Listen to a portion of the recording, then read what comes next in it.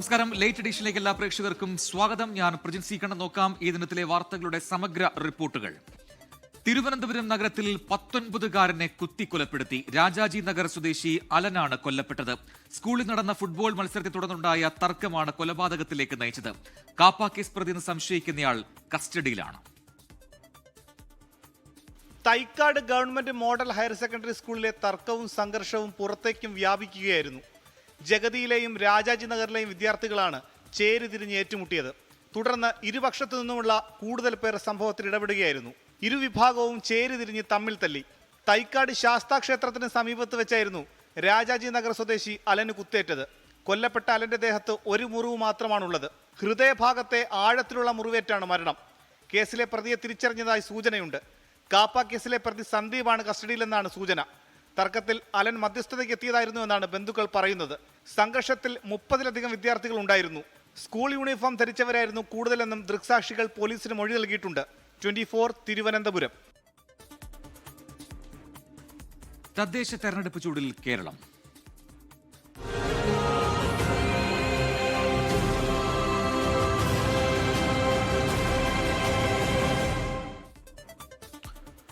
കോഴിക്കോട് കോൺഗ്രസിന് അപ്രതീക്ഷിത തിരിച്ചടി. കോർപ്പറേഷൻ മേയർ സ്ഥാനാർത്ഥി VM വിനുവിന്റെ പേര് വോട്ടർ പട്ടികയിലില്ല.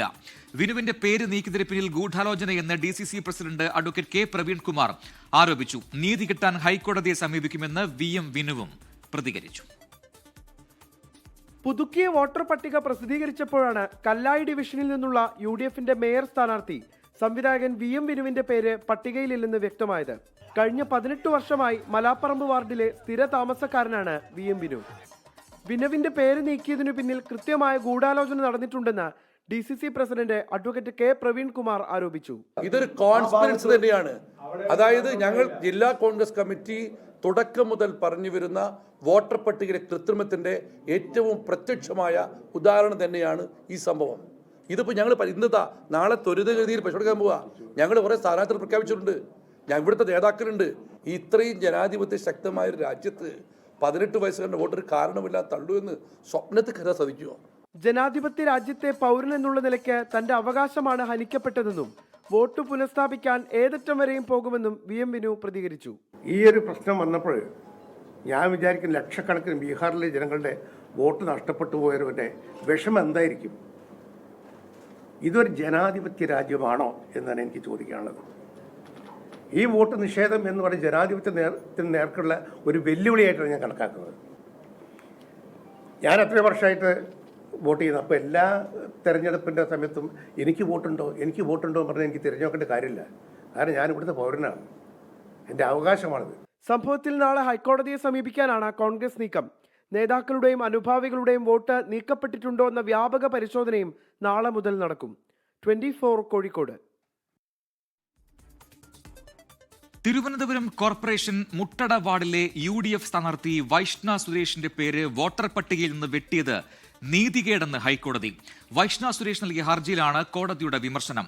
സാങ്കേതികത്വത്തിന്റെ പേരിൽ വൈഷ്ണയ്ക്ക് സ്ഥാനാർത്ഥിത്വം നിഷേധിക്കപ്പെടരുത് എന്നും കോടതി വ്യക്തമാക്കി. 24-കാരി തെരഞ്ഞെടുപ്പിൽ മത്സരിക്കാനെത്തുമ്പോൾ ഇങ്ങനെയാണോ ചെയ്യേണ്ടത് എന്ന് കോടതിയുടെ ആദ്യ ചോദ്യം. വെറും രാഷ്ട്രീയം കളിക്കരുത്. മറ്റെല്ലാ രേഖകളിൽ വൈഷ്ണയുടെ വിലാസം ഒന്നാണ്. കേവലം സാങ്കേതികത്വം പറഞ്ഞ് സ്ഥാനാർത്ഥിത്വം നിരസിക്കരുതെന്ന് തെരഞ്ഞെടുപ്പ് കമ്മീഷനോട് കോടതി പറഞ്ഞു. 19-ാം തീയതിക്ക് മുമ്പ് വിഷയത്തിൽ തീരുമാനമെടുക്കണമെന്നും കോടതി നിരീക്ഷണത്തിൽ വൈഷ്ണയുടെ പ്രതികരണം ഇങ്ങനെ: അനുകൂലമായിട്ടൊരു വിധി വരും തന്നെയാണ് പ്രതീക്ഷ. കാരണം സത്യം ജയിക്കും എന്നുള്ളതാണല്ലോ നമ്മളെല്ലാവരും വിശ്വസിക്കുന്നത്. അപ്പോൾ ആ രീതിക്ക് നമുക്ക് അനുകൂലമായിട്ടുള്ളൊരു വിധി തന്നെ വരും എന്ന് പ്രതീക്ഷിക്കുന്നു. കോടതിയിൽ, ബഹുമാനപ്പെട്ട കോടതിയിൽ പൂർണ്ണ വിശ്വാസം ഉണ്ട്. വൈഷ്ണയുടെ വോട്ട് വെട്ടിയതിന് പിന്നിൽ CPIM-ന് പങ്കില്ലെന്ന് തിരുവനന്തപുരം ജില്ലാ സെക്രട്ടറി V. ജോയ് MLA. മുട്ടടയിലെ വോട്ട് ഇല്ലാതായതുമായി ബന്ധപ്പെട്ട് CPIM-ന് ഒരു പങ്കും അക്കാര്യത്തിൽ ഇല്ല. ഇവർ പറയുന്ന വീട് ഇവരുടെ സ്വന്തമായ വീടല്ല. ആ വീട്ടിന്റെ ഉടമസ്ഥൻ ഇന്ത്യക്ക് പുറത്താണ്. മുട്ടട ഞങ്ങളുടെ സിറ്റിംഗ് വാർഡാണ്. കേസിൽ പരാതിക്കാരനെ കക്ഷി ചേർത്തിട്ടുണ്ട്. വൈഷ്ണയുടെ ഹർജി 20-ാം തീയതി വീണ്ടും പരിഗണിക്കും. 24 കൊച്ചി. തിരുവനന്തപുരം നെടുമങ്ങാട് നഗരസഭയിൽ സ്ഥാനാർത്ഥിത്വം നിഷേധിച്ചതിന്റെ പേരിൽ ആത്മഹത്യയ്ക്ക് ശ്രമിച്ച മഹിളാ മോർച്ച നേതാവിന് സീറ്റ് നൽകി BJP. പനങ്ങോട്ടേല വാർഡിൽ ശാലിനി സനിൽ മത്സരിക്കും. അതേസമയം തിരുവനന്തപുരത്ത് ജീവനൊടുക്കിയ RSS പ്രവർത്തകൻ ആനന്ദ് കെ തമ്പിയുടെ ആത്മഹത്യാക്കുറിപ്പിൽ പരാമർശമുള്ള BJP RSS നേതാക്കളെ ചോദ്യം ചെയ്യാനാണ് പോലീസിന്റെ നീക്കം. സ്ഥാനാർത്ഥിത്വം നിഷേധിക്കപ്പെടുമെന്ന ആശങ്കയിലും പ്രാദേശിക RSS നേതാക്കൾ മോശമായി ചിത്രീകരിച്ചതിന്റെ മനോവിഷമത്തിലും കഴിഞ്ഞ ദിവസമാണ് മഹിളാ മോർച്ച നേതാവ് ശാലിനി സനിൽ ആത്മഹത്യക്ക് ശ്രമിച്ചത്. വാർഡിൽ ശാലിനിക്ക് പകരം മറ്റൊരു സ്ഥാനാർത്ഥിയെ നിർത്തുന്നുവെന്ന സൂചനകളുണ്ടായിരുന്നു. സംഭവം വിവാദമായതോടെ കൂടിയാലോചനകൾക്ക് ശേഷം പനങ്ങോട്ടേല വാർഡിൽ ശാലിനിയെ BJP സ്ഥാനാർത്ഥിയാക്കി. അതറിഞ്ഞത് സന്തോഷമുണ്ട്. എന്നെ അറിയുന്ന എൻ്റെ പാർട്ടി പ്രവർത്തകരും എന്നെ അറിയുന്ന എൻ്റെ സംഘ സുഹൃത്തുക്കളും എന്നോടൊപ്പം കാണുമെന്ന് എനിക്ക് 100% ഉറപ്പുണ്ടായിരുന്നു. അതുകൊണ്ട് തന്നെ ഇതറിഞ്ഞതിൽ എനിക്ക് സന്തോഷം. അതേസമയം സ്ഥാനാർത്ഥിത്വം നിഷേധിച്ചതിൽ തിരുവനന്തപുരം തൃക്കണ്ണാപുരത്ത് ജീവനൊടുക്കിയ ആനന്ദ് കെ തമ്പിയുടെ ആത്മഹത്യാക്കുറിപ്പിൽ പരാമർശമുള്ള RSS BJP നേതാക്കളെ ചോദ്യം ചെയ്തേക്കും. മന്ത്രി V ശിവൻകുട്ടിയും CPIM നേതാക്കളും ഇന്ന് ആനന്ദിന്റെ വീട്ടിലെത്തി. 24 തിരുവനന്തപുരം. കണ്ണൂർ പയ്യന്നൂർ ഏറ്റുകുടുക്കയിൽ ആത്മഹത്യ ചെയ്ത BLO അനീഷ് ജോർജിനെ CPIM ബൂത്ത് ലെവൽ ഏജന്റ് ഭീഷണിപ്പെടുത്തിയെന്ന് സൂചിപ്പിക്കുന്ന ഓഡിയോ സന്ദേശം പുറത്ത്. കോൺഗ്രസ് BLAയെ SIR ഫോം വിതരണം ചെയ്യാൻ വീടുകളിലേക്ക് കൊണ്ടുപോകരുതെന്ന് ഭീഷണിപ്പെടുത്തിയതായാണ് ഫോൺ റെക്കോർഡിൽ ഉള്ളത്. അനീഷിന്റെ ആത്മഹത്യയ്ക്ക് പിന്നിൽ CPIMന് പങ്കുണ്ടെന്ന് പ്രതിപക്ഷ നേതാവ് VD സതീശൻ ആരോപിച്ചു.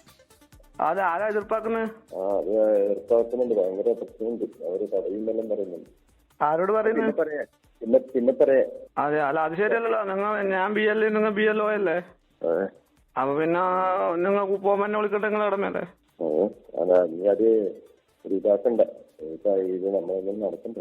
അല്ല അത് ശരിയല്ലല്ലോ.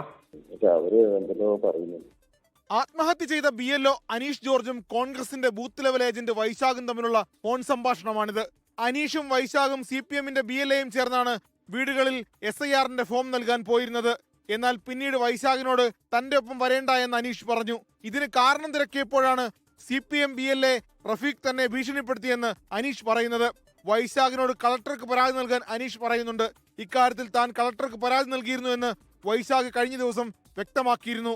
അനീഷിന്റെ ആത്മഹത്യയിൽ CPMന് പങ്കുണ്ടെന്ന് പ്രതിപക്ഷ നേതാവ് VD സതീശൻ. പയ്യന്നൂരിൽ നടന്ന BLOയുടെ ആത്മഹത്യ വളരെ ഗൗരവതരമായ ഒരു അന്വേഷണത്തിന് വിധേയമാക്കണം. കാരണം അതിൽ CPM പ്രവർത്തകരുടെ പങ്ക് കൂടി ഉണ്ട് എന്നാണ് പ്രാഥമികമായ അന്വേഷണത്തിൽ വെളിപ്പെടുത്തുന്നത്. ഇലക്ഷൻ കമ്മീഷൻ കുറെ കൂടെ ഗൗരവമായി ഈ വിഷയത്തെ പഠിക്കണം. എന്നാൽ കോൺഗ്രസിന്റേത് അസംബന്ധ പ്രചാരണമാണെന്നും അനീഷിന്റെ മരണത്തിന് ഉത്തരവാദിയായ BJPയെ ന്യായീകരിക്കുകയാണ് VD സതീശനെന്നും CPM നേതാക്കൾ പ്രതികരിച്ചു. ഈ അസംബന്ധം പറയുന്നതിന് ഒരു അതിരില്ലല്ലോ, അതാണ് ഇതിനുള്ള മറുപടി. അനീഷിന്റെ കുടുംബത്തിന് നിലവിൽ പരാതിയില്ല. ഓഡിയോ സന്ദേശം പുറത്തു വന്നതോടെ രാഷ്ട്രീയ ആരോപണങ്ങളും പ്രത്യാരോപണങ്ങളും തുടരുകയാണ്. 24 കണ്ണൂർ.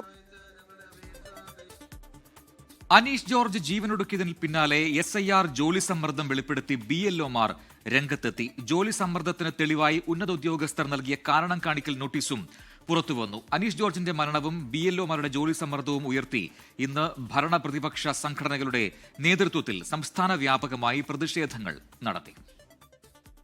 ഒന്ന് യൂറിനേറ്റ് ചെയ്യാനുള്ള സംവിധാനം ഇല്ല. ഞങ്ങൾ പെൺകുട്ടികളെ, ഞങ്ങൾക്ക് ഞങ്ങളുടേതായിട്ടുള്ള ഒരുപാട് ഹെൽത്ത് ഇഷ്യൂസും ഒരുപാട് ഫിനോമിനയുണ്ട്. ഇതൊന്നും അഡ്രസ് ചെയ്യപ്പെടാതെ നിങ്ങൾ പറയുന്ന പണി മാക്സിമം ഞങ്ങൾ ചെയ്തിട്ടാണ് പോകുന്നത്. അപ്പൊ ഈ 2 ജോലിയും കൂടെ ചെയ്ത് ഞങ്ങൾക്കാണെങ്കിൽ ഞങ്ങളെ കൊണ്ട് പറ്റുന്നതിന്റെ മാക്സിമം ചെയ്തിട്ട് പോലും ഞങ്ങൾക്ക് എത്താൻ പറ്റുന്നില്ല. നേരിടുന്ന ജോലി സമ്മർദ്ദം പലവിധമെന്ന് ഇങ്ങനെ BLO ജോലിക്കായി നിയമിക്കപ്പെട്ടവർ വെളിപ്പെടുത്തുകയാണ്.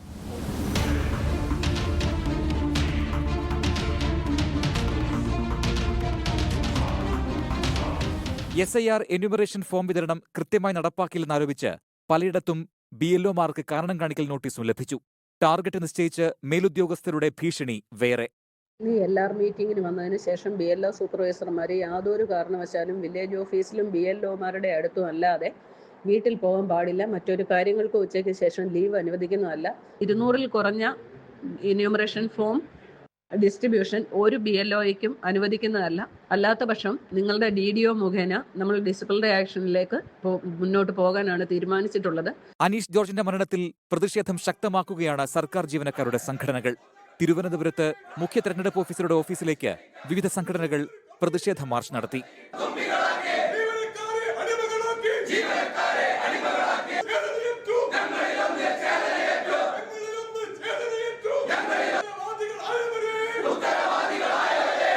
SIR നടപടികൾ നിർത്തിവെക്കണമെന്നാവശ്യപ്പെട്ട് മുസ്ലിം ലീഗ് സുപ്രീംകോടതിയെ സമീപിച്ചു.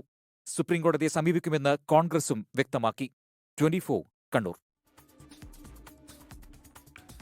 വൈറ്റ് കോളർ ഭീകര സംഘം ഡ്രോണുകളും റോക്കറ്റുകളും ഉപയോഗിച്ച് ആക്രമണം നടത്താൻ പദ്ധതിയിട്ടിരുന്നതായി കണ്ടെത്തൽ. കശ്മീരിൽ ഒരാളെ NIA അറസ്റ്റ് ചെയ്തു. ബോംബിന് വൈറ്റ് കോളർ സംഘം ബിരിയാണി എന്ന കോഡാണ് ഉപയോഗിച്ചിരുന്നത്. കുറ്റവാളികൾ ഏത് പാതാളത്തിൽ ഒളിച്ചാലും പിടികൂടുമെന്ന് കേന്ദ്ര ആഭ്യന്തരമന്ത്രി അമിത്ഷാ വ്യക്തമാക്കി. അതിനിടെ ഡൽഹി ചെങ്കോട്ട സ്ഫോടനത്തിൽ മരിച്ചവരുടെ എണ്ണം 15ആയി. വൈറ്റ് കോളർ ഭീകര സംഘത്തിന് ബോംബ് നിർമ്മിക്കാൻ സാങ്കേതിക സഹായം നൽകിയ ജമ്മു കശ്മീർ സ്വദേശി ഡാനിഷ് എന്ന ജാസിർ ബിലാൽ വാനിയെയാണ് NIA അറസ്റ്റ് ചെയ്തത്. കേസിൽ NIA നടത്തുന്ന രണ്ടാമത്തെ അറസ്റ്റാണിത്. ഡ്രോണുകളും റോക്കറ്റുകളും ഉപയോഗിച്ച് ആക്രമണം നടത്താൻ ഭീകര സംഘം പദ്ധതി തയ്യാറാക്കിയതായി NIA കണ്ടെത്തി. NIA കഴിഞ്ഞ ദിവസം അറസ്റ്റ് ചെയ്ത അമീർ റാഷിദ് അലിയെ ഡൽഹി പട്യാല ഹൌസ് കോടതി 10 ദിവസത്തെ കസ്റ്റഡിയിൽ വിട്ടു. ചാവേർ ആക്രമണം ലക്ഷ്യം വെച്ചാണ് അമീർ റാഷിദ് സ്വന്തം പേരിൽ I-20 കാർ വാങ്ങിയത്. സ്ഫോടക വസ്തു നിർമ്മിക്കാനും ഉമറിനെ അമീർ സഹായിച്ചതായി NIA കണ്ടെത്തി. വൈറ്റ് കോളർ സംഘം ആശയവിനിമയത്തിന് ടെലിഗ്രാം ആപ്പാണ് ഉപയോഗിച്ചത്. കോഡ് ഭാഷയിലായിരുന്നു ആശയവിനിമയം. സ്ഫോടക വസ്തുവിന് ഉപയോഗിച്ച കോഡ് ബിരിയാണി എന്നും ആക്രമണ പദ്ധതിക്ക് നൽകിയ കോഡ് വിരുന്ന് എന്നർത്ഥമുള്ള ഹിന്ദി വാക്ക് ദാവത്ത് എന്നുമാണെന്നും NIAയുടെ റിമാൻഡ് റിപ്പോർട്ടിൽ പറയുന്നു. കുറ്റവാളികൾ ഏത് പാതാളത്തിൽ ഒളിച്ചാലും കണ്ടെത്തി നിയമത്തിനു മുന്നിൽ കൊണ്ടുവരുമെന്ന് ആഭ്യന്തരമന്ത്രി അമിത്ഷാ. UGCയും NACും ചൂണ്ടിക്കാണിച്ച തട്ടിപ്പുകളും ക്രമക്കേടുകളും സംബന്ധിച്ച അന്വേഷണത്തിനായി അൽഫലാവ് യൂണിവേഴ്സിറ്റി ചെയർമാൻ ജാവേദ് അഹമ്മദ് സിദ്ദിഖിയെ ഡൽഹി പോലീസ് ക്രൈംബ്രാഞ്ച് വിളിച്ചുവരുത്തി. 24 ഡൽഹി. ശബരിമല സ്വർണ്ണക്കൊള്ളയിൽ സന്നിധാനത്ത് പ്രത്യേക അന്വേഷണ സംഘത്തിന്റെ തെളിവു ശേഖരണം. ശാസ്ത്രീയ പരിശോധനയ്ക്കായി ശ്രീകോവിലിലെ സ്വർണ്ണപ്പാളികൾ അഴിച്ചെടുത്തു. ഉണ്ണികൃഷ്ണൻ പോറ്റി അറ്റകുറ്റപ്പണിക്ക് ശേഷം തിരികെ എത്തിച്ചത് പഴയ പാളികൾ തന്നെയാണോ, സ്വർണ്ണത്തിൽ എത്ര കുറവ് വന്നു എന്നീ കാര്യങ്ങളാണ് SIT പരിശോധിച്ചത്. ശബരിമല സ്വർണ്ണക്കൊള്ളയിൽ നിർണായക ശാസ്ത്രീയ പരിശോധനയാണ് ഇന്ന് സന്നിധാനത്ത് നടന്നത്. ഉച്ചയ്ക്ക് 1 മണിയോടെ SP ശശിധരന്റെ നേതൃത്വത്തിലുള്ള SIT സംഘം ശ്രീകോവിലെത്തി. ശ്രീകോവിലിന്റെ 3 വശങ്ങളിലെ തൂണുകളിലെ സ്വർണ്ണപ്പാളികളാണ് ആദ്യം അഴിച്ചു പരിശോധിച്ചത്. തുടർന്ന് കട്ടളയിലെ സ്വർണ്ണപ്പാളികളും ദ്വാരപാലക ശില്പത്തിലെ പീഠവും പരിശോധനയ്ക്കായി ശേഖരിച്ചു. സ്വർണ്ണപ്പാളികളുടെ അളവും തൂക്കവും ഗുണനിലവാരവുമാണ് പരിശോധിക്കുന്നത്. 2019 ഉണ്ണികൃഷ്ണൻ പോറ്റി അറ്റകുറ്റപ്പണിക്ക് കൊണ്ടുപോയ അതേ സ്വർണ്ണപ്പാളി തന്നെയാണോ തിരിച്ചെത്തിച്ചത് എന്നതിലാണ് ശാസ്ത്രീയ പരിശോധന. ഹൈക്കോടതിയിൽ ഇടക്കാല റിപ്പോർട്ട് നൽകുമ്പോൾ ശാസ്ത്രീയ പരിശോധനാ ഫലം കൂടി അന്വേഷണ സംഘം അറിയിക്കും. അതേസമയം കേസിൽ ദേവസ്വം ബോർഡ് മുൻ പ്രസിഡന്റ് A. പത്മകുമാറിന് കുരുക്ക് മുറുകുകയാണ്. ഉണ്ണികൃഷ്ണൻ പോറ്റിയെ സഹായിക്കാൻ A. പത്മകുമാർ നിർബന്ധിച്ചെന്നാണ് പ്രത്യേക അന്വേഷണ സംഘത്തിന് ദേവസ്വം ജീവനക്കാർ മൊഴി നൽകിയത്. കേസിലെ FIR ആവശ്യപ്പെട്ട ED നൽകിയ ഹർജി ചീഫ് ജസ്റ്റിസിന്റെ പരിഗണനയ്ക്ക് വിട്ടു. വിവിധ ബ്യൂറോകൾക്കൊപ്പം 24 സന്നിധാനം. ബംഗ്ലാദേശ് കലാപത്തിൽ മുൻ പ്രധാനമന്ത്രി ഷെയ്ഖ് ഹസീനയ്ക്ക് വധശിക്ഷ. 2024 നടന്ന വിദ്യാർത്ഥി പ്രക്ഷോഭങ്ങൾ അടിച്ചമർത്താൻ ഉത്തരവിട്ടതിലൂടെ ഷെയ്ഖ് ഹസീന മനുഷ്യത്വത്തിനെതിരായ കുറ്റകൃത്യങ്ങൾ ചെയ്തുവെന്ന് കണ്ടെത്തിയാണ് ബംഗ്ലാദേശ് ഇന്റർനാഷണൽ ക്രൈംസ് ട്രൈബ്യൂണൽ വിധിച്ചത്. വിധി പക്ഷപാതപരവും രാഷ്ട്രീയ പ്രേരിതവുമെന്നായിരുന്നു ഷെയ്ഖ് ഹസീനയുടെ പ്രതികരണം. 1400 പേർ കൊല്ലപ്പെട്ട വിദ്യാർത്ഥി പ്രക്ഷോഭം അടിച്ചമർത്തുന്നതിലും കൊലപാതകങ്ങളിലും ഹസീനയ്ക്ക് പങ്കുണ്ടെന്ന പ്രോസിക്യൂഷൻ വാദം അംഗീകരിച്ചാണ് ട്രിബ്യൂണൽ വധശിക്ഷ വിധിച്ചത്. ധാക്കയിൽ പ്രതിഷേധക്കാരെ കൂട്ടക്കൊല ചെയ്യാൻ ഗൂഢാലോചന നടത്തുക, സാധാരണക്കാർക്കെതിരെ വെടിവെക്കാൻ ഹെലികോപ്റ്ററുകളും ഡ്രോണുകളും ഉപയോഗിക്കാൻ ഉത്തരവിടുക, വിദ്യാർത്ഥി പ്രവർത്തകൻ അബു സയ്യിദിനെ കൊലപ്പെടുത്തുക, തെളിവുകൾ നശിപ്പിക്കാനായി അശ്വലിയിൽ മൃതദേഹങ്ങൾ കത്തിക്കുക തുടങ്ങിയ കുറ്റങ്ങളാണ് ഹസീനയ്ക്കും കൂട്ടുപ്രതികൾക്കുമെതിരെ ചുമത്തിയിരുന്നത്. പ്രക്ഷോഭങ്ങൾക്കിടെ നടന്ന കൊലപാതകങ്ങളുടെ സൂത്രധാരനും പ്രധാന ശില്പിയുമാണ് ഹസീനയെന്നും ട്രിബ്യൂണൽ വിധിച്ചു. മുൻ ആഭ്യന്തരമന്ത്രിയും ട്രിബ്യൂണൽ വധശിക്ഷയ്ക്ക് വിധിച്ചു. ഹസീനയും ആഭ്യന്തരമന്ത്രി കമലും ഒളിച്ചോടിയവരായി കണക്കാക്കിയായിരുന്നു വിചാരണ. ഒളിച്ചോടിയത് കുറ്റം സമ്മതിക്കുന്നതിന് തുല്യമാണെന്ന് ട്രിബ്യൂണൽ നിരീക്ഷിച്ചു. സ്ഥാനമൊഴിഞ്ഞ ശേഷം ഇന്ത്യയിലേക്കാണ് ഷെയ്ഖ് ഹസീന അഭയം തേടിയത്. വിധി പക്ഷപാതപരവും രാഷ്ട്രീയ പ്രേരിതവുമെന്ന് ഹസീന പ്രതികരിച്ചു. ഹസീനയെ കുറ്റക്കാരിയായി പ്രഖ്യാപിച്ചതിനും വധശിക്ഷ വിധിച്ചതിനും പിന്നാലെ ധാക്ക യൂണിവേഴ്സിറ്റിയിൽ വിദ്യാർത്ഥികൾ ആഹ്ലാദ പ്രകടനം നടത്തി. വിധിക്ക് പിന്നാലെ അവാമി ലീഗ് രാജ്യത്തുടനീളം പ്രതിഷേധത്തിന് ആഹ്വാനം ചെയ്തിട്ടുണ്ട്. അക്രമ സംഭവങ്ങളിൽ ഏർപ്പെടുന്നവർക്കെതിരെ കണ്ടാലുടൻ വെടിവെക്കാൻ ധാക്ക പോലീസ് മേധാവി ഉത്തരവിട്ടിരുന്നു. പ്രധാനമന്ത്രി ഹസീനയെ തിരിച്ചയക്കണമെന്ന് നിലവിലെ ഇടക്കാല സർക്കാർ ഇന്ത്യയോട് ആവശ്യപ്പെട്ടിട്ടുണ്ട്. 24 ഡൽഹി. തദ്ദേശ തെരഞ്ഞെടുപ്പിനുള്ള LDFന്റെ പ്രകടന പത്രിക പുറത്തിറക്കി. കേവല ദാരിദ്ര്യ നിർമ്മാർജ്ജനമാണ് പ്രകടന പത്രികയിലെ പ്രധാന വാഗ്ദാനം. തെരുവു നായ്ക്കളെ പാർപ്പിക്കാൻ തദ്ദേശ സ്ഥാപന അടിസ്ഥാനത്തിൽ പ്രത്യേക സങ്കേതം ഉണ്ടാക്കുമെന്നും പ്രകടന പത്രിക വാഗ്ദാനം ചെയ്യുന്നു.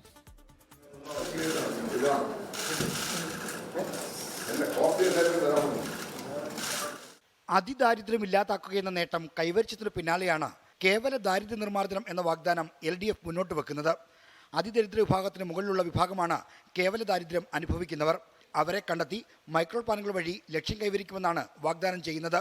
അതിദാരിദ്ര്യം അവസാനിപ്പിക്കുന്നതിന് വേണ്ടിയുള്ള ഏറ്റവും ശ്രദ്ധേയമായ പ്രവൃത്തി നിർവഹിച്ചിട്ടുള്ളത്. തുടർന്ന് അങ്ങോട്ട് പട്ടികജാതി പട്ടികവർഗം ഉൾപ്പെടെയുള്ള ഏറ്റവും ദരിദ്ര ജനവിഭാഗങ്ങൾ ജീവിത നിലവാരം ഉയർത്തുന്നതിന് വേണ്ടി, ദാരിദ്ര്യം തന്നെ അവസാനിപ്പിക്കുന്നതിന് വേണ്ടി ഉള്ള ശ്രമം വരുന്ന 5 വർഷക്കാലം കൊണ്ട് നമ്മൾ നേടും. തെരുവ് നായ്ക്കളെ തുറന്നുവിടാതെ സംരക്ഷിക്കണമെന്ന സുപ്രീംകോടതി നിർദ്ദേശത്തിന് ചുവടുപിടിച്ചുള്ള വാഗ്ദാനങ്ങളും LDFന്റെ പ്രകടന പത്രികയിൽ ഇടം പിടിച്ചിട്ടുണ്ട്. തദ്ദേശ സ്ഥാപന അടിസ്ഥാനത്തിൽ തെരുവ് നായകളെ കൂട്ടമായി പാർപ്പിക്കാൻ സങ്കേതങ്ങൾ സൃഷ്ടിക്കുമെന്നാണ് വാഗ്ദാനം. 5 വർഷം കൊണ്ട് 20 ലക്ഷം സ്ത്രീകൾക്ക് തൊഴിൽ, സ്ത്രീകളുടെ തൊഴിൽ പങ്കാളിത്തം 50% സംസ്ഥാനത്തെ പോഷകാഹാര സംസ്ഥാനമാക്കും, വരുമാനദായകമായ പദ്ധതികൾക്ക് വേണ്ടി വായ്പയെടുക്കാൻ തദ്ദേശ സ്ഥാപനങ്ങൾക്ക് അനുമതി തുടങ്ങിയ വാഗ്ദാനങ്ങളും LDFന്റെ പ്രകടന പത്രികയിലുണ്ട്. ലഹരിക്കെതിരായ പ്രചാരണം തദ്ദേശ സ്ഥാപനങ്ങളും ഏറ്റെടുക്കുമെന്നതാണ് പ്രകടന പത്രികയിലെ മറ്റൊരു ശ്രദ്ധേയമായ വാഗ്ദാനം. 24 തിരുവനന്തപുരം. തിരുവനന്തപുരം കോർപ്പറേഷനിൽ സ്ഥാനാർത്ഥികളായ ഡിവൈഎഫ്ഐക്കാർക്ക് വേണ്ടി വോട്ട് തേടി സംസ്ഥാന നേതൃത്വം. സംസ്ഥാന സെക്രട്ടറി VK സനോജും പ്രസിഡന്റ് V വസീഫും ഉൾപ്പെടെയുള്ള നേതാക്കളാണ് വീടുകൾ കയറി വോട്ട് തേടുന്നത്. ഉമേഷ് ബാലകൃഷ്ണൻ തയ്യാറാക്കിയ റിപ്പോർട്ട് കാണാം. ഡിവൈഎഫ്ഐ സംസ്ഥാന നേതൃത്വം ഒന്നടങ്കം ഇപ്പോൾ തെരഞ്ഞെടുപ്പ് പ്രചാരണത്തിലേക്ക് ഇറങ്ങിയിട്ടുണ്ട്. തിരുവനന്തപുരത്ത് കേശവദാസപുരം, മുട്ടട വാർഡുകളിലെല്ലാം ഡിവൈഎഫ്ഐ നേതാക്കളാണ് മത്സരിക്കുന്നത്. ആ സാഹചര്യത്തിലാണ് ഇപ്പോൾ ഡിവൈഎഫ്ഐ സംസ്ഥാന നേതാക്കൾ ഒന്നടങ്കം ഈ പ്രചാരണ രംഗത്തേക്ക് ഇറങ്ങിയത്. ഇവിടെ ഇപ്പോൾ ഞങ്ങളുടെ തിരുവനന്തപുരം ജില്ലയുടെ ഡിവൈഎഫ്ഐയുടെ നേതാവായിട്ടുള്ള ജില്ലാ ട്രഷറർ, സംസ്ഥാന കമ്മിറ്റി അംഗം ശ്യാമയും അതുപോലെ തന്നെ ജില്ലാ നേതാവായിട്ടുള്ള അംശുവാണ് ഈ 2 തൊട്ടടുത്ത വാർഡിൽ 2 സ്ഥാനാർത്ഥികൾ. അംശു ഇത്തവണ തൊട്ടടുത്ത മുട്ടടയിലേക്ക് മാറി, ഒപ്പം ശ്യാമയ്ക്ക് കൈമാറിയല്ലോ. നമുക്കൊരു വളരെ കാലത്തിന് ശേഷമാണ് നമ്മൾ കേശവാസനം വാർഡിൽ ഒരു ഇടതുപക്ഷ ജനാധിപത്യ മുന്നണിയുടെ ഒരു പ്രതിനിധി ഉണ്ടാകുന്നത്. അവിടെ നല്ല നിലയിലുള്ള വികസന പ്രവർത്തനം നമുക്ക് നടത്താൻ കഴിഞ്ഞിട്ടുണ്ട്. ഇപ്പോൾ ശ്യാമ സ്ഥാനാർത്ഥിയായി വന്നപ്പോൾ തന്നെ വലിയ അക്സെപ്റ്റൻസ് ആണ് അവിടെ വാർഡിൽ കിട്ടിക്കൊണ്ടിരിക്കുന്നത്. തൊട്ടടുത്ത സ്കൂളിൽ പഠിപ്പിച്ചിട്ടാണ് ഇങ്ങോട്ട് ഇറങ്ങുന്നത്. അതെ, തൊട്ടടുത്ത സ്കൂളിൽ പട്ടം ഗേൾസ് ഹയർ സെക്കൻഡറി സ്കൂളിലെ ഗസ്റ്റ് അധ്യാപികയായിട്ട് 2 വർഷക്കാലം അവിടെ ഉണ്ട്. ഇവിടെ നല്ല പ്രതീക്ഷയാണ്. കാരണം ഈ വാർഡിൽ സഖാവ് അംശു കഴിഞ്ഞ കാലഘട്ടത്തിൽ 5 വർഷക്കാലം കൊണ്ട് നടപ്പിലാക്കിയിട്ടുള്ള ജനക്ഷേമ പ്രവർത്തനങ്ങൾ, വികസനം പറഞ്ഞുകൊണ്ടാണ് ഞങ്ങൾ വോട്ട് ചോദിക്കുന്നത്. ഡിവൈഎഫ്ഐയുടെ സംസ്ഥാന സെക്രട്ടറിയും പ്രസിഡന്റും ഇവിടെ വരുന്നു എന്ന് പറയുമ്പോൾ നിങ്ങൾക്കറിയാം, സംസ്ഥാനത്തെ ഏറ്റവും പ്രധാനപ്പെട്ട ഒരു യുവജന നേതാവ് കൂടിയാണ് ശ്യാമ. അതോടൊപ്പം അംശുവിനെ ഈ നാട് മുഴുവൻ അംഗീകരിക്കുന്ന ഏറ്റവും പ്രധാനപ്പെട്ട യുവജന നേതാവാണ്. യുവജനങ്ങളെ വിശ്വാസം അർപ്പിച്ചു എന്നുള്ളതാണ് വലിയ ഒരു വിശ്വാസ്യത യുവജനങ്ങൾക്ക് കൈവരുന്ന ഒരു തെരഞ്ഞെടുപ്പാണിത്. വിനീതിനെ പോലെ, അംശുവിനെ പോലെ, ശ്യാമയെ പോലെയുള്ളവരെ സ്ഥാനാർത്ഥിയാക്കാൻ ഈ നാട് കാണിച്ച ഒരു താല്പര്യത്തിന് ഞങ്ങൾ സത്യത്തിൽ അഭിമാനം കൊള്ളുന്നു. എന്തായാലും തെരഞ്ഞെടുപ്പ് രംഗം കൂടുതൽ ചൂടുപിടിച്ചു. അതിനനുസരിച്ച് പ്രചാരണവും മാറുകയാണ്. അതാണ് ഒരു ഡിവൈഎഫ്ഐയുടെ സംസ്ഥാന നേതൃത്വവും ജില്ലാ നേതൃത്വവും എല്ലാം ഈ 2-3 വാർഡുകളിലേക്ക് ഇപ്പം കേന്ദ്രീകരിക്കുകയാണ്. സജീവനൊപ്പം ഉമേഷ് ബാലകൃഷ്ണൻ, 24 തിരുവനന്തപുരം. എറണാകുളം ജില്ലാ പഞ്ചായത്തിലെ സ്ഥാനാർത്ഥി നിർണയത്തിൽ കോൺഗ്രസിൽ പൊട്ടിത്തെറി. കീഴ്മാൾ ഡിവിഷനിൽ വ്യവസായി മുക്താറിനെ സ്ഥാനാർത്ഥിയാക്കിയതിൽ ജില്ലയിലെ നേതാക്കൾ AICC KPCC നേതൃത്വത്തെ പരാതി അറിയിച്ചു. ജില്ലാ പഞ്ചായത്തിലെ സ്ഥാനാർത്ഥി പട്ടിക പുനഃപരിശോധിക്കുമെന്ന് KPCC നേതൃത്വം അറിയിച്ചു. വ്യവസായി മുക്താറിനെ കീഴ്മാട് ഡിവിഷനിൽ സ്ഥാനാർത്ഥിയാക്കിയത് DCC പ്രസിഡന്റ് മുഹമ്മദ് ഷിയാസ് പണം വാങ്ങിയാണ് എന്നാണ് ആരോപണം. മണ്ഡലത്തിലെ മുതിർന്ന നേതാക്കളെ തഴഞ്ഞ് DCC പ്രസിഡന്റ് മുഹമ്മദ് ഷിയാസ് തീരുമാനമെടുത്തുവെന്ന് ജില്ലയിലെ നേതാക്കൾ KPCC പ്രസിഡന്റിനെയും ദീപാദാസ് മുൻഷിയെയും അറിയിച്ചു. DCC പ്രസിഡന്റ് ഏകാധിപതിയെപ്പോലെ പെരുമാറുന്നുവെന്നും പരാതി ഉയർന്നു. മാത്യു കൊഴുനാടനും അബ്ദുൾ മുത്തലിബും അടക്കമുള്ള നേതാക്കളാണ് നേതൃത്വത്തിനു മുന്നിൽ പരാതി ഉന്നയിച്ചത്. മുക്താറിന്റെ സ്ഥാനാർത്ഥിത്വം സംബന്ധിച്ച് DCC ജനറൽ സെക്രട്ടറി AICCക്ക് പരാതി നൽകി. അവരെന്നോട് അത്തരത്തിൽ ഒരു സാധ്യതയില്ല എന്ന് ബോധ്യപ്പെടുത്തിയിരുന്നുവെങ്കിൽ ഞാൻ ഇതുമായി മുന്നോട്ട് പോകുകയില്ലായിരുന്നു. അതിൻ്റെ അടിസ്ഥാനത്തിൽ ഞാൻ മുന്നോട്ട് പോയി. ഇത്തരത്തിലുള്ള ഒരു ഏകാധിപത്യ പ്രവണത കണ്ടപ്പോൾ അത് നമുക്ക് വേദന തോന്നി. നമ്മളെല്ലാം വിളിച്ചിരുത്തി ചർച്ച ചെയ്താണ് പരിഹരിച്ചിരുന്നുവെങ്കിൽ തീർച്ചയായിട്ടും നമ്മളത് ഉൾക്കൊള്ളുമായിരുന്നു. മുക്താറിനെ മാറ്റിയില്ലെങ്കിൽ സ്ഥാനാർത്ഥിത്വത്തിൽ നിന്ന് പിന്മാറുമെന്നാണ് വാഴക്കുളം പഞ്ചായത്തിലെ 24 കോൺഗ്രസ് സ്ഥാനാർത്ഥികളുടെ ഭീഷണി. ഡിവിഷനിലെ പ്രാദേശിക നേതാക്കളും പരാതികളുമായി രംഗത്തെത്തിയിട്ടുണ്ട്. നമുക്കറിയാൻ സാധിച്ചത് ഞങ്ങളൊക്കെ തഴയപ്പെട്ടുകൊണ്ട് ഒരു വ്യവസായി പുറമേ നിന്നും വെങ്ങോല പഞ്ചായത്തിൽ കഴിഞ്ഞ തവണ ദയനീയമായി പരാജയപ്പെട്ട ഒരു വ്യക്തിയാണ് ഇതിപ്പോൾ ഈ ഡിവിഷനിലേക്ക് വന്നിരുന്നത്. ഒരു ശക്തികളും ഞങ്ങൾ സമ്മതിക്കില്ല. അത് ആരൊക്കെയാണോ അത് തിരുത്തിയേ തന്നെ മതിയാവൂ. കോൺഗ്രസിന് ഒരു തെറ്റ് പറ്റിയാൽ അത് കോൺഗ്രസിൻ്റെ നേതൃത്വം തന്നെ തിരുത്തുമെന്ന് എനിക്ക് നല്ല വിശ്വാസമാണ്. വിഷയത്തിൽ പുനഃപരിശോധന നടത്താനാണ് KPCC നേതൃത്വത്തിന്റെ നിർദ്ദേശം. റാഫി കരീം, 24 കൊച്ചി. കശുവണ്ടി കോർപ്പറേഷൻ അഴിമതി കേസിൽ സർക്കാരിന് ഹൈക്കോടതിയുടെ രൂക്ഷ വിമർശനം. സർക്കാർ അഴിമതിക്കാരെ സംരക്ഷിക്കുന്നുവെന്ന് ഹൈക്കോടതി. INTUC നേതാവ് R ചന്ദ്രശേഖരനെ പ്രോസിക്യൂട്ട് ചെയ്യാൻ അനുമതി നിഷേധിച്ചതാണ് വിമർശനത്തിന് കാരണം. INTUC സംസ്ഥാന പ്രസിഡന്റ് R ചന്ദ്രശേഖരൻ, കശുവണ്ടി വികസന കോർപ്പറേഷൻ മുൻ MD KA രതീഷ് എന്നിവരാണ് പ്രതികൾ. ഇരുവർക്കുമെതിരെ കുറ്റപത്രം സമർപ്പിക്കാൻ പ്രോസിക്യൂഷൻ അനുമതി തേടി CBI സർക്കാരിനെ സമീപിച്ചിരുന്നു. അഴിമതി നിരോധന നിയമം ചുമത്തണമെങ്കിൽ സർക്കാർ പ്രോസിക്യൂഷൻ അനുമതി നൽകേണ്ടതുണ്ട്. 3 തവണ CBI ആവശ്യപ്പെട്ടിട്ടും സർക്കാർ അനുമതി നൽകിയില്ല. കേസ് വീണ്ടും ഹൈക്കോടതി പരിഗണിച്ചപ്പോൾ പുനഃപരിശോധിക്കാമെന്ന് സർക്കാർ ഉറപ്പു നൽകി. എന്നാൽ കോടതി നിർദ്ദേശപ്രകാരം പുറത്തിറക്കിയ പുതിയ ഉത്തരവിലും പ്രോസിക്യൂഷൻ അനുമതി നൽകിയിരുന്നില്ല. ഇതിലാണ് ജസ്റ്റിസ് ബദറുദ്ദീൻ സർക്കാരിനെ വിമർശിച്ചത്. അഴിമതിക്കാരെ ഇടത് സർക്കാർ സംരക്ഷിക്കുന്നത് എന്തിനാണ്? പ്രോസിക്യൂഷന് അനുമതി നൽകാത്തത് എന്തുകൊണ്ടാണെന്നും കോടതി ചോദിച്ചു. നിയമത്തെ അംഗീകരിക്കുന്ന നിലപാടാണ് സർക്കാരിൽ നിന്നും ഉണ്ടാകേണ്ടതെന്നും കോടതി ഓർമ്മിപ്പിച്ചു. വിഷ്ണു സുരേഷ്, 24 കൊച്ചി. ലേറ്റ് എഡിഷൻ പൂർത്തിയാവുന്നു. Good night. ലോകത്തെവിടെയായാലും ഏത് സമയത്തും 24 വാർത്തകളും ഓഗ്മെന്റഡ് റിയാലിറ്റി പാക്കേജുകളും എക്സ്പ്ലെയിനറുകളും വിശദമായി കാണാൻ ഞങ്ങളുടെ യൂട്യൂബ് ചാനൽ നിങ്ങൾക്ക് സബ്സ്ക്രൈബ് ചെയ്യാം.